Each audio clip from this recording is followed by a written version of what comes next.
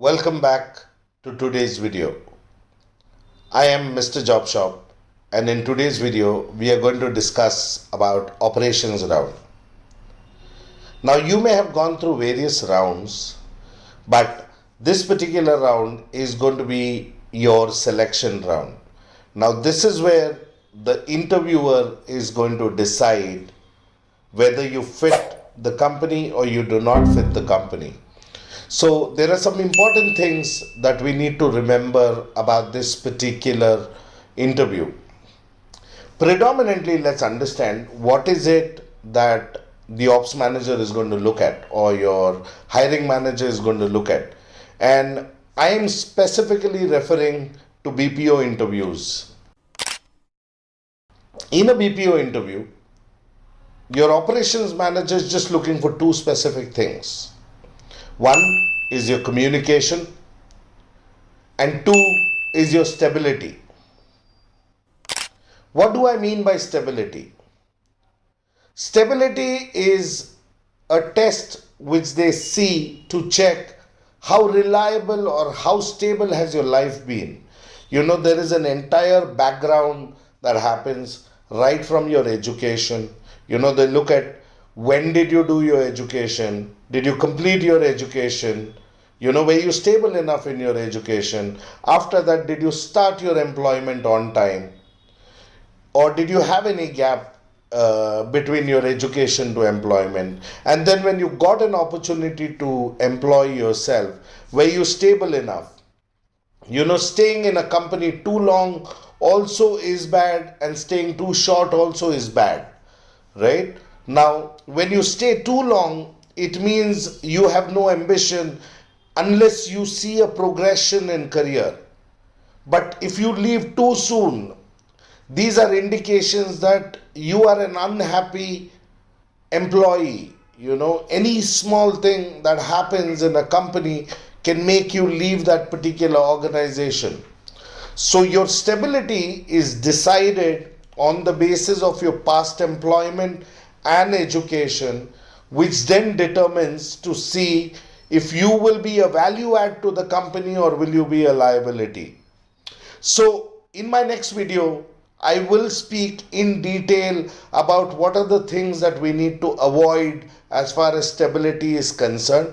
I will cover stability in depth. Now, let's talk about our first part, which is communication. Remember, in a contact center or a call center, your job is to represent the company to its customers. So you will need to learn the art of representing yourself in an interview, right?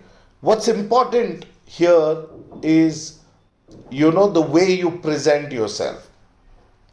In the thousands of interviews that I have seen, okay, no person is able to represent themselves for more than 1 or 1.5 minutes.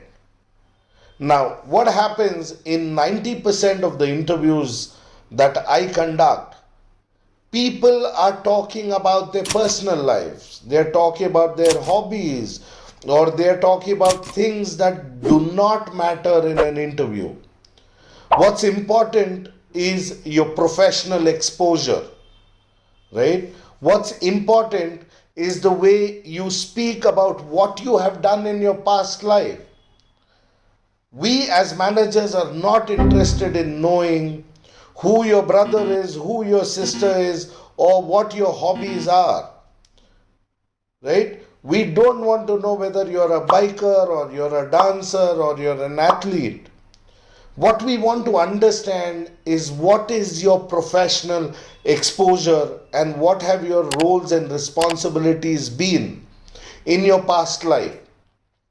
So today I'm going to teach you a simple art of presenting yourself, right? We all go with our by-hearted interviews. Now, what happens in a by-hearted interview is the minute you lose focus or you forget some of your sentences, then you are fumbling. And when you fumble, the thought process does not come through and you don't know what to talk next. Okay? So, my friends, here is my suggestion. Never by heart your interview, but always prepare for your interview. Now, you may ask me, what is the difference between by heart and prepare? Right? By heart is where you have, by hearted that in your head and you can't think beyond and you can't talk beyond what you have memorized. Now, what I mean by prepare is, before you head into an interview, prepare on what is it that you are going to talk about. What are the things that you need to cover, right? Example, I'm going to talk very little about my personal life. Number two, I'm going to talk about, my company A, where I am going to talk in detail about my roles and responsibilities. Okay, if I have 3 or 4 companies, I am going to not stress a lot on my first company and second company. I will talk brief about them. Now make notes on what you intend to speak. Always prepare for your interview and do not by heart your interview. Right?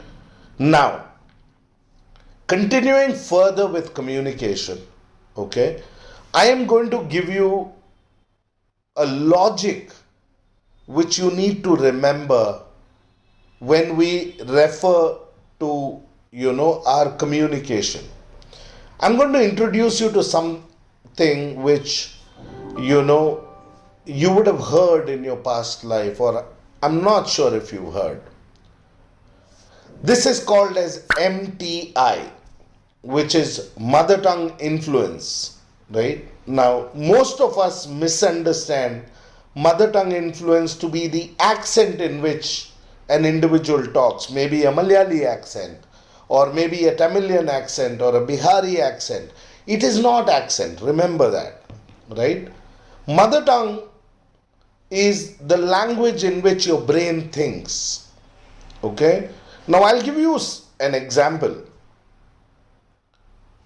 Here's a classic example that I present in 90% of my interviews. मैं थोड़ा बाहर जाके आता हूँ. And I'll put this in other languages also. ನಾನು ಸ್ವಲ್ಪ ಹೊರಗಡೆ ಹೋಗಿ ಬರ್ತೇನೆ. ನಾನು ಕೊಂಚ வெளியே போயிட்டு வரேன். ഞാൻ കുറച്ച് പുറത്ത് പോയിട്ട് വരാം. Now what I hear, and I'm sure you will also say that I will just go out and come. Now this is the sentence that I hear from 100% of the population. While the correct English is I'll be back, right? Or I'll be back. I need to step out for a few minutes, or I'll be back in some time, right? Now, why am I talking in specific about MTI is because this is the language in which your brain thinks.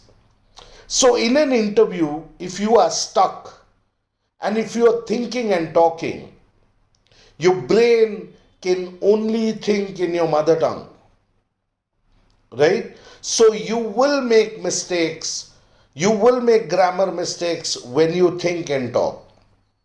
Now, our brain is also a supercomputer, remember? It can store information in the languages it received. Because as children, when we grow up, the first language that we adapt is our mother tongue. So our brain naturally adopts to thinking in mother tongue. But if you refer to your college life or your professional life, where the training is imparted in English, where the calls are in English, where you speak to your colleagues in English, this entire information is stored in our brains in English. So, ideally in an interview, if you speak more about your professional life, there are very little chances that you will make grammar mistakes, right? So, avoid speaking a lot about your personal life and talk in detail about your professional life. Now, I'm going to cover some do's and don'ts that normally people do in an interview. You know, please remember the hiring manager who wants to hire you. Okay, let's look at it from his perspective. He wants to hire the best team member.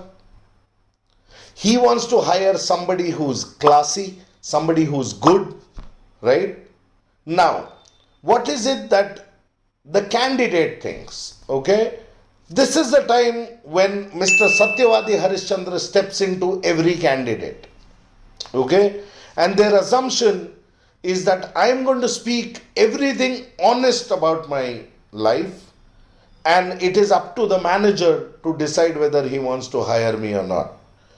And they end up speaking so much negativity about them. They represent themselves in negativity. You know, they speak about what happened in their past life, why they quit the past organization, why they did not finish their education, or you know, what is it that they disliked about the previous company. Now, if I as a manager, I'm going to listen to such negative connotations about your previous organization, about your previous employment, do you think I'm even going to hire you? Because an attitude that exists in you will not go away easy. So now, let's talk about what is an ideal representation. Okay, I'm going to give you some points that you need to remember before you attend an interview. 1. Never speak negative about yourself. Okay, because if you speak negative about you, now what are the examples? People often say, you know, to cover their ego, if they have not completed their graduation, you know, they come up with excuses. One, they say they didn't finish their education, and then they come up with excuses. Okay, it's not required, because the contact center or the interview that you are attending is okay with you being a 10+2. So why do you want to represent yourself negative and speak that you have not completed your graduation? Right? Go with confidence and say, I have just completed my 10+2. You don't even have to discuss that you've not completed your graduation or you have backlogs. That's number 1. Number 2, we always make this mistake of boasting about ourselves, right? We talk big things about us. We say, okay, we became an SME, we became a team manager, or you know, I was given so much of responsibilities, I was growing in this particular company, but then you left that company. Now let's look at it from the perspective of the interviewer. One side, you are telling me that the last organization gave you that respect, made you an SME, made you a team leader, they recognized your potential, but you left that organization midway. How much does it speak about you? So that means you are nothing but an idiot that has left an organization that recognized you for your efforts. Now remember, you've already grown to this level as per your conversation. No company would want to bring you down. So avoid boasting about you. You can only talk about being a team leader or an SME if on the papers you are an SME. Okay. Number 3, candidates often make mistakes speaking very high about their family. You know, they say that their father is a businessman, has a factory. So the natural progression of a human life is that you have to inherit your father's business. You know, a job is given to a needy, not to a greedy. So if you're going to talk big things about your family, or if you're going to talk big about your father, then there is a very clear message that you are sending that this job means nothing to me. I'm here on a short term, so please avoid doing that. Number 4, We often end up telling or complaining about our last organization. You want to say why you quit. That is the biggest mistake that every candidate does in an interview. You are never supposed to speak ill about your previous company.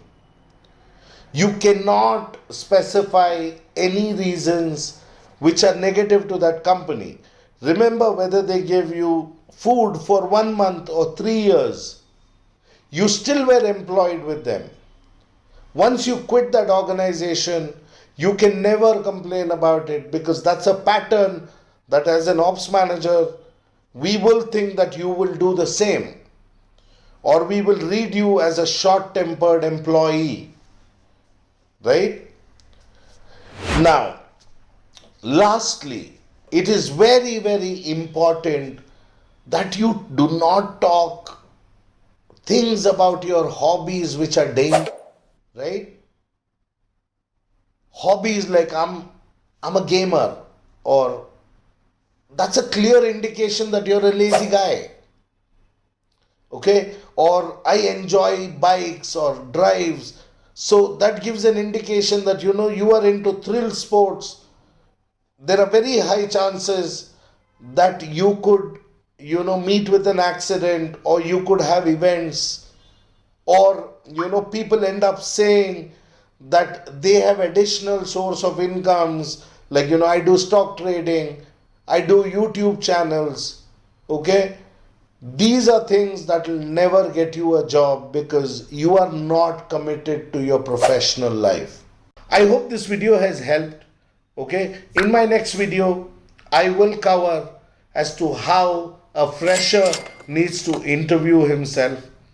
And before you go, remember, JobShop is India's largest BPO recruitment company, and we make beautiful videos that will help you, succeed in your life.